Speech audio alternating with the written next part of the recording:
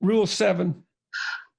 Work as hard as you possibly can on at least one thing and see what happens. I love this. It's beautiful. It's so playful. It's got the feeling of a child's fairy tale, but one that's not speaking down to children. And there's real love in it. And it's very frequently the case that mentoring relationships, apprenticeship relationships, have that love in them. This shoemaker is teaching this young boy to a craft that will enable him to do something productive, but also enable him to live, to provide him with a living. And he's the good father, like Geppetto. He's obviously pleased that his apprentice is showing mastery. And that's the definition of a good father, perhaps a good parent, that you're pleased when your son or your daughter advances, even when they advance beyond you, which hopefully they will if you're highly successful. There's a lot of love in this illustration as far as I'm concerned. Yeah, I've tried to appeal to you. If you look at the old guy, he's a young character. Ah. I can't believe you haven't noticed. The list of things that I haven't noticed would fill many, many books. That's so smart. That's so smart. He's a lovely character, this guy.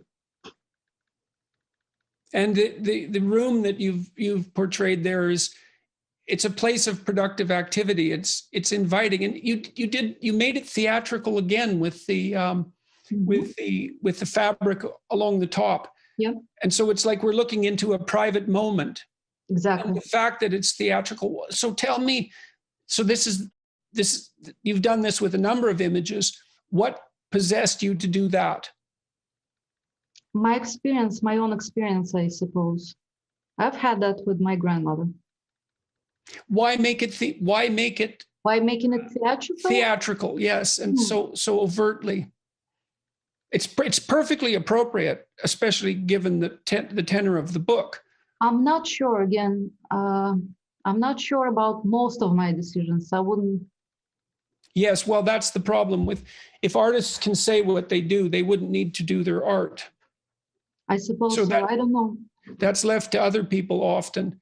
And some of the worst claptrap ever produced is analysis of art, often by the artists themselves, but often by critics as well.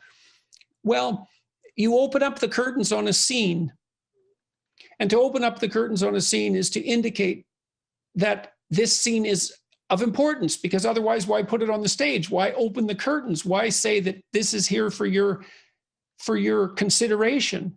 And so you're displaying to the viewer something of crucial importance here, is that this relationship exists and it's healthy and positive. Yeah, and something it's possible, and it's intimate, very intimate. Yes, and it's intimate as well. Yes, exactly.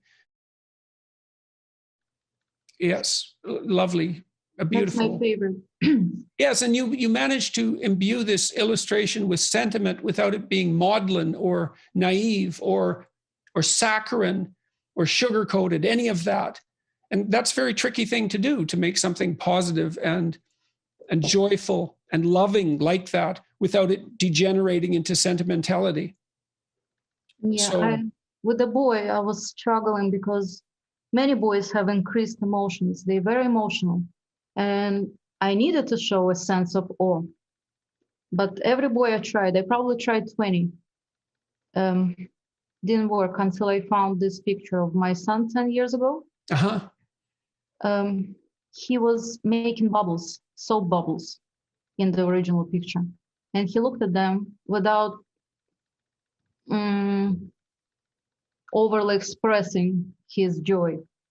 And right. That's the moment I like. It's something in between. Right. So he's contemplating. Yes. Happily. Exactly. He's not sure if it's good or not, but the father approves. Great.